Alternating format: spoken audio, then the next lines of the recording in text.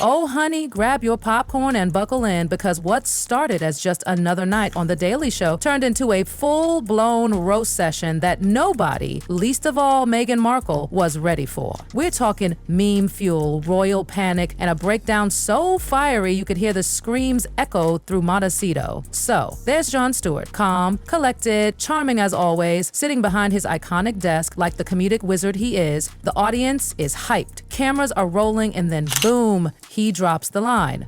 Meghan Markle is basically a mini Brigitte Macron, great at slapping her man into place. Baby, the crowd howled. Laughter erupted, memes were born instantly, and somewhere across the ocean, or maybe just behind heavily tinted windows in a $1 million mansion, Meghan Markle reportedly snapped, and we mean snapped. That joke, it wasn't a slip of the tongue. It wasn't a cheap laugh. It was a surgical takedown. Jon Stewart didn't just roast Meghan. He grilled, charred, and served her with a lemon wedge and a side of ironic applause. And just like that, the entire media tone around Meghan flipped. Again. It doesn't have to be this way. Hey, girl. Down on your luck. You get a podcast, you can still terrorize people. And no, I do not want to be on it.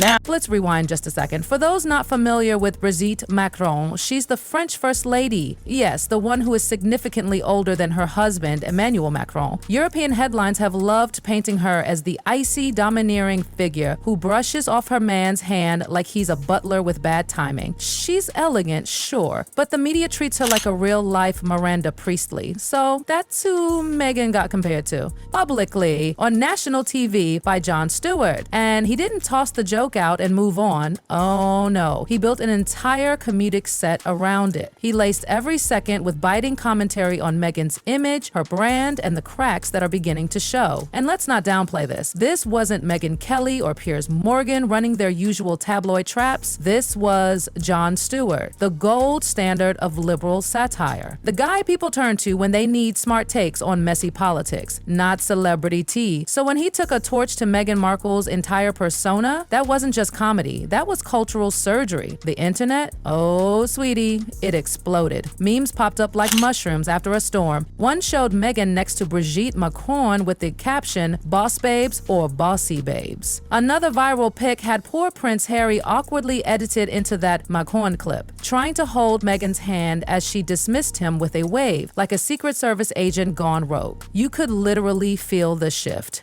Meghan had spent years carefully curating her public image, walking the tightrope between strong woman and misunderstood royal. But Stewart's punchline? It shoved her whole narrative right off that tightrope. And the public reaction? Oh, it was telling. Reports say Meghan was absolutely fuming, like table flipping mad. According to insiders, her team was scrambling behind the scenes. Calls were made, emails were flying. PR damage control was in maximum overdrive. She reportedly found the segment to be not just offensive, but deeply sexist, outdated, and blatantly unfair. But you know what? Most people didn't agree. In fact, most people were relieved, because for years, critics had been whispering what Jon had just said out loud, that Meghan's empowerment brand wasn't quite sitting right anymore. That her version of feminism felt more like a strategy than a struggle, that she always seemed just polished enough to feel inauthentic. And let's talk about that podcast, Confessions of a Female Founder, the project that was supposed to spotlight Meghan's intellect and leadership skills, the one that was supposed to be the platform that shut her critics down. Instead, it became Exhibit A in the trial of Meghan Markle's failing brand.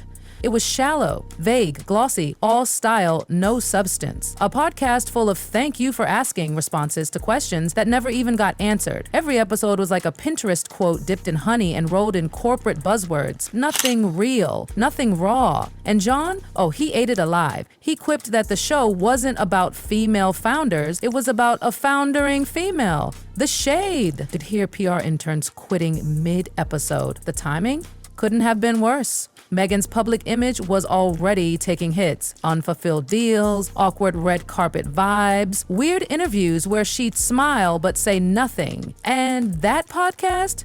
It exposed the hole at the center of the brand. Let's make this crystal clear. This wasn't just any comedian going off for views. Jon Stewart is respected. He's loved by the very demographic Meghan spent years trying to court. Progressives, feminists, activists, intellectuals, the cool crowd. So when they started laughing, that laugh echoed louder than any tabloid headline ever could. That line, slapping her husband into place, wasn't just a jab at Meghan. It was a mirror to the new dynamic between her and Prince Harry that's become impossible to ignore. Once the charming rogue royal, Harry now looks like Meghan's +1. The guy holding her clutch, standing to the side, smiling like to help. Ouch. Ouch. But here's the kicker. It wasn't just funny. It was true enough to sting. Harry's entire post-royal identity was supposed to be about finding his voice, right? And yet, we rarely hear from him anymore.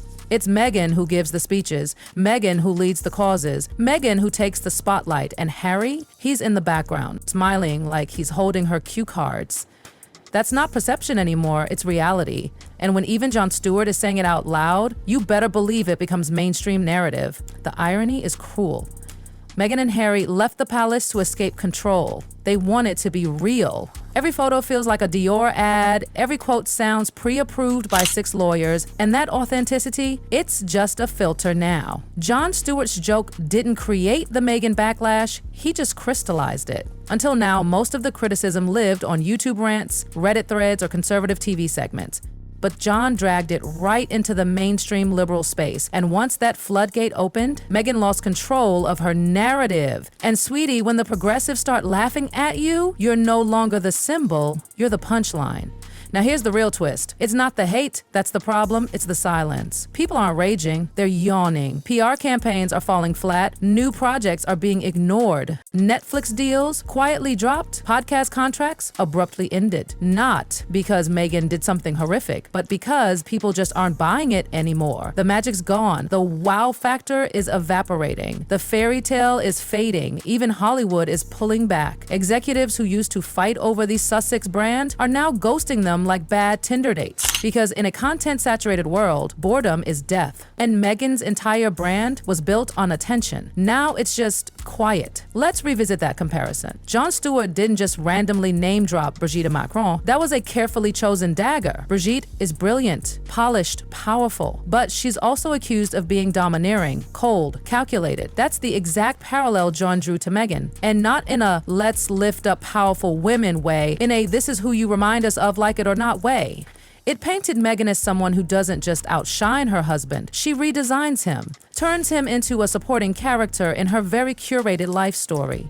And when that image sticks, there's no coming back. Especially when you respond the way Meghan did. Insiders say Meghan's reaction was volcanic. She was furious, humiliated, spiraling. Her team tried everything. Media strategies, subtle comebacks, whispers of new initiatives, but the vibe completely off. Now, every time Meghan smiles, people see performance. Every call she promotes, PR stunt. Every unscripted moment with her children, candid, with lighting and a stylist on standby. That's the cost of losing authenticity. Once people laugh you off the stage, you don't get the benefit of the doubt anymore. You get the side eye. Harry's in no better shape. He's gone from the prince who walked away from a crown to the man who can't find his own voice. His memoir, Spare, was meant to reclaim his truth, but it read more like a dramatic diary entry than a leadership manifesto.